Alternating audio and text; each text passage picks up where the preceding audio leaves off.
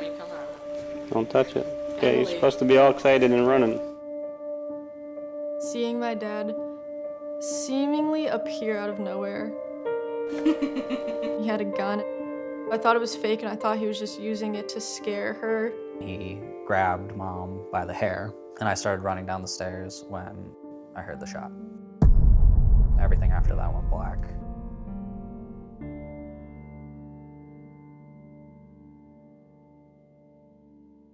This whole album just makes me think about, it was like the beginning. And like here, she's got her nails painted. She's got, you know, makeup on, eyeliner on. I remember later on, Scott wouldn't let her wear eyeliner. He said it made her eyes look sad. Not that she ever got to wear makeup unless it was to cover up having been beaten. I know she felt beautiful, and it's such a weird thing to think about where it all went from this day. I often wonder, like, was she happy? Did she know she was making a mistake? I'm opening a present, all right? It's a box! Oh, I love it! She was the best. She's a really good cook, really good baker. She always did like lots of stuff for like our teachers and stuff. She would bring cheesecakes and cookies. Banana bread. Banana bread. And like teachers would like argue over, or not argue, but like be upset, like, oh, you got the Magnano kid? Like, you know, because like they knew like the baked goods were coming. She always did like a lot of little extra stuff for us, like notes in our lunches and heart-shaped birthday cakes. She just always did stuff to make us feel special. Holidays, birthdays, all that kind of stuff. Even when it was like, it wasn't good, you know, because of everything else that was going on, she still had a way of like just making it special for us. We were very close. I was definitely like a mama's boy, for lack of a better term. I remember every morning we had this like little ritual. I'd wake up early for school, shower, and then we'd sit at the couch and have a cup of coffee together and look out the window. All of the happy memories are when he was not there. Growing up in the house in Terryville was an interesting experience. To me, it represents the classic, you know, things aren't always what they appear. We lived in a big, beautiful house that my mom and Scott built, but inside it was hell. It was prison.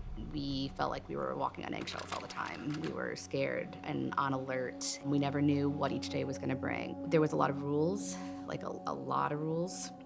How to wash your hands, how to wipe your feet, how to walk through a room. We had to spend a lot of our time in the playroom with the door closed, like just the three of us in there. We didn't get to see our mom that much. She had to be at Scott's beck and call, just ready to just do his bidding. I just always never knew what I would do that would set him off. Things that a normal child would do that their parents wouldn't necessarily be irritated by would set him off more than you could imagine, just little things. I was scared of him. I always felt uncomfortable around him, very on edge all the time, but also trying to please him so that he would like me more and treat me better. I know that the verbal abuse was always there, and it got worse and worse over time. The physical abuse, I want to say, started around shortly after Emily was born. I know from having been told that the first physical thing, he expressed dissatisfaction with the marriage, and my mom said, well, when the kids graduate, then we'll just get a divorce. And he took her into the bedroom and strangled her, and she thought that was like she was gonna die.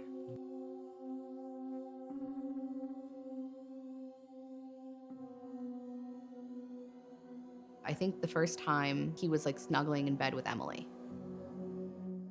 And I came in and he wanted me to get in the bed too. So I did. He always called it snuggling. And then after that, he only wanted it to be me. And he would just be wearing his underwear, and it was very uncomfortable. It was just a lot of inappropriate touching, inappropriate conversations. He would send my mom to get me. And I can't explain to you what that did to our relationship. I'd be in bed, the bottom bunk in the room I shared with David, and he would send her in to get me. And that's cruel to her, to me, because like now I'm mad at her, and I'm like, Mom, I don't want to go in there. And like, she's like, I know, but like, I had to. I remember he used to make me cuddle with him sometimes, and that made me really uncomfortable, but I would try to just get through it because I knew that he wanted that.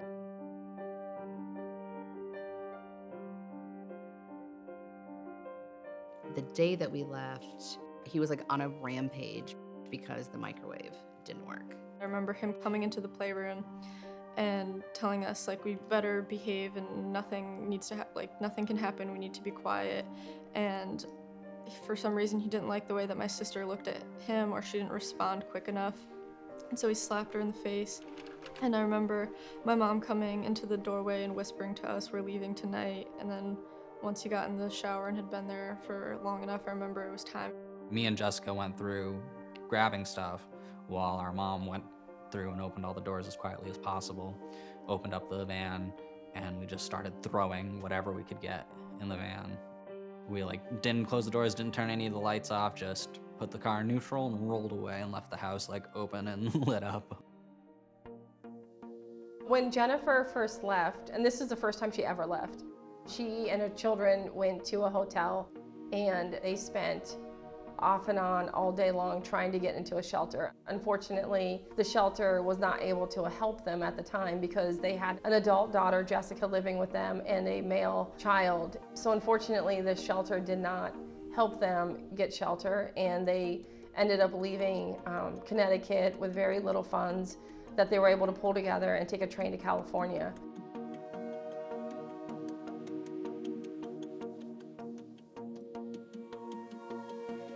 The first place we went was called Haven Hills, and if I could return to any period in my life, it would be then.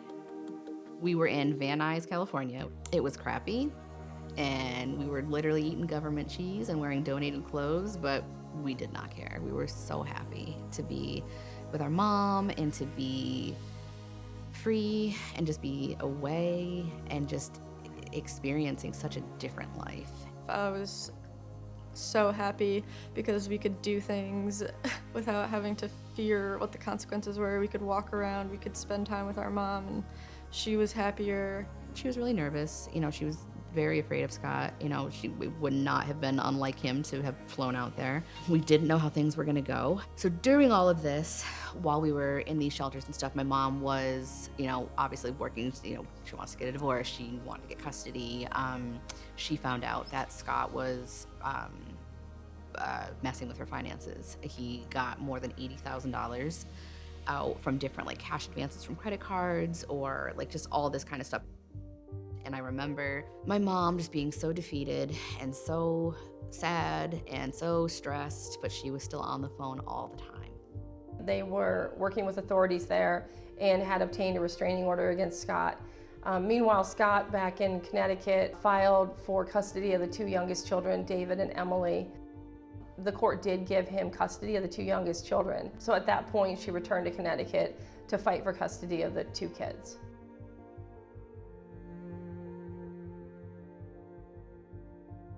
The night before she was murdered, she was allowed to be in the house and with the children. And the house was such that there was a two-family, and Scott's mother lived downstairs in a basement apartment.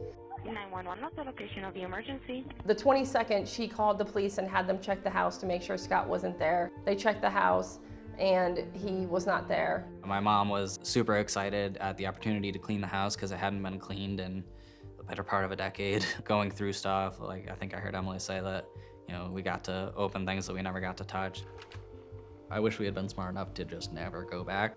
I remember driving back to the house, listening to Hey There Delilah and Big Girls Don't Cry, and those are the last songs that I ever listened to with her. And then the next day, the 23rd, she had left, I believe it was the curtains were open and there was a light on. When she came back to the house that night, the curtains were closed and the light was off, I believe, or it might be vice versa. And so she was scared. So she called the police, she had them check the house, and they checked the entire house, but Scott's mother wouldn't let them in the apartment. And so they didn't check the apartment. Hours later, He came up from the apartment. I just remember being on the couch and my mom was standing in the doorway of the kitchen and seeing my dad seemingly appear out of nowhere. I was good friends with the neighbor kid, and I went over and we were playing video games, and I remember getting a call that we're getting ready to leave. It was like 10, 11 o'clock, so time to come home, and we'll get in the car and go. We walked back up the front steps, and I walked up the stairs into the living room kitchen, and I turned around and I saw a gun. And at first I thought it was a joke, and then I saw him follow the gun into the room, and for lack of a better way of putting it, like the look of the beast in his eye kind of thing, like the look that he always had in his eye when he was about to be violent, when he was about to hit her, when he was about to threaten us. He had that look in his eye, and I knew it was serious. He grabbed Mom by the hair and pulled her over towards the kitchen counter, and she was saying, you know, not in front of the kids, Scott, not in front of the kids. And I remember he like slammed her head down and made her search through her purse for the keys, and you know, said something along the lines of, if anybody tries to call the cops, I'll come back here and shoot all of you. Next thing I know, he just grabbed her hair.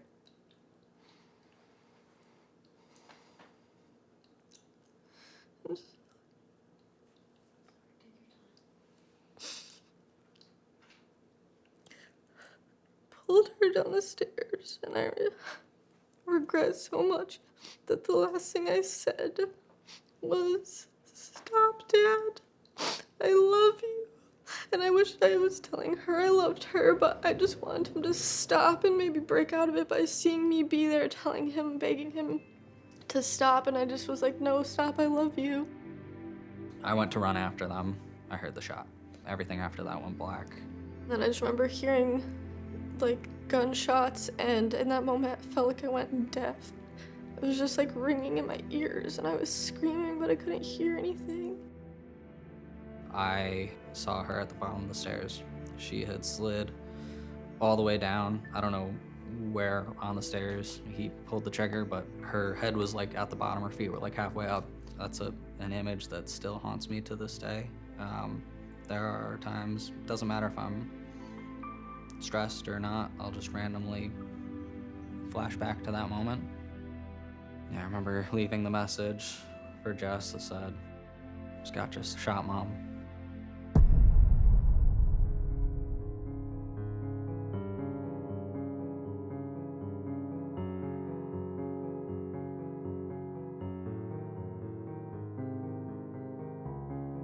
I feel like I can see it the most in your face in pictures. Like I can just.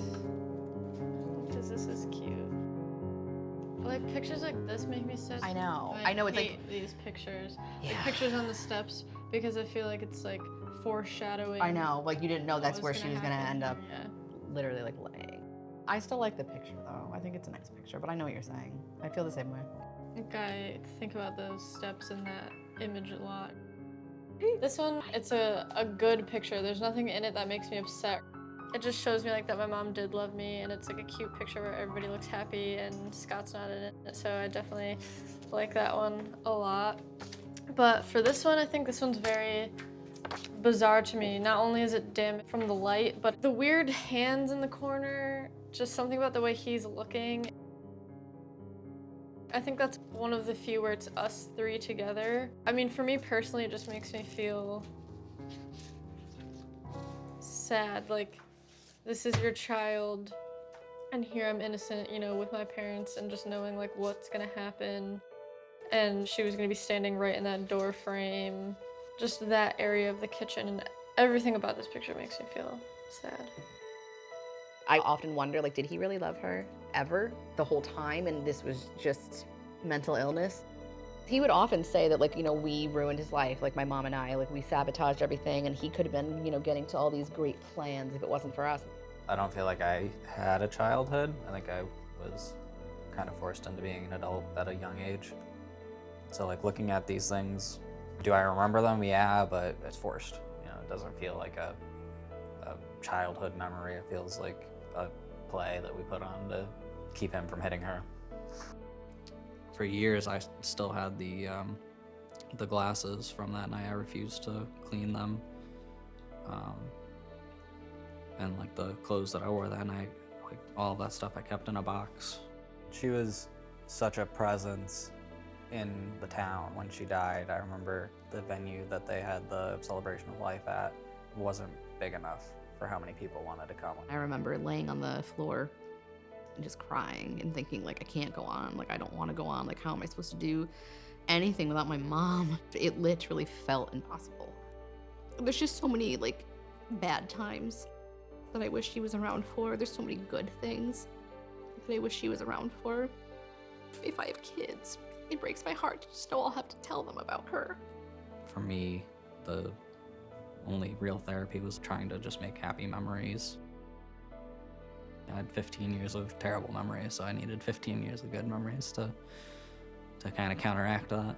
I think she knew the day that we left. I think she knew it was going to happen eventually. I think she knew that she was signing her own death warrant at that point because he threatened it all the time and he made good on all of his other threats. She always said that she didn't want to be just another statistic. I'm very fortunate that we're still talking about her and still advocating for her. Jennifer's law is now being considered at the state capitol.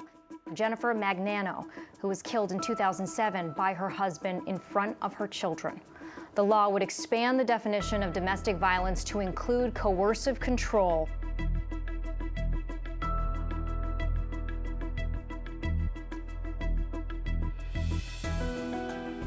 Coercive control is a behavioural regime, a strategic pattern of behaviour that is used to control, to entrap, to dominate, to subjugate, primarily women. So examples of some coercively controlling behaviours are rules about what time you can see people, where you can see them, when you speak to people, what you wear, how you dress, what food you can eat, your financial situation. And coercive control really does correlate significantly with femicide and familicide, women being killed and children. So we have to change that. We can't have professionals in the system actually putting victims more at risk, which is exactly what happened with Jennifer Magnano and her children.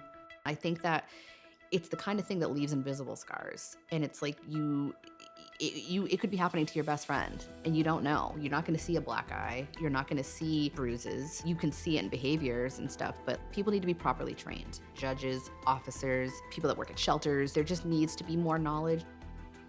I feel that the system completely collapsed upon Jennifer and her children. There were mistakes made from the initial contact with the police. Jennifer met with the Plymouth police officer. She told him that she was being assaulted and that her daughter was assaulted. At that point, they didn't need her participation in order to go forward with the case.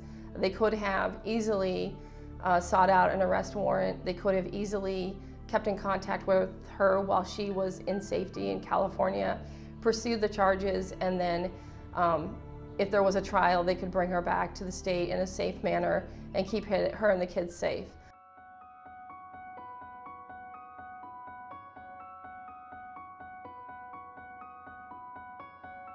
I just would like to see more done before it gets to needing laws. Like, I'd love to see things in high schools and middle schools teaching young adults how to have healthy relationships, what a healthy relationship is, what red flags are, and then also informing them of, laws like this so that they know, because what is a law if no one knows about it and it's not being used? Coercive control hurts more and lasts longer than physical abuse. So many people are like, oh, like, you're so strong, you're so brave. And like, we all just feel like we're just doing what feels right. We're just doing things like we feel like our mom taught us. And our situation is unfortunate, but I'm appreciative that at least we can use our story and our knowledge to keep the conversation going, to educate other people, even save one other family, make one other survivor see that, like, it doesn't have to define you, that you can get past it.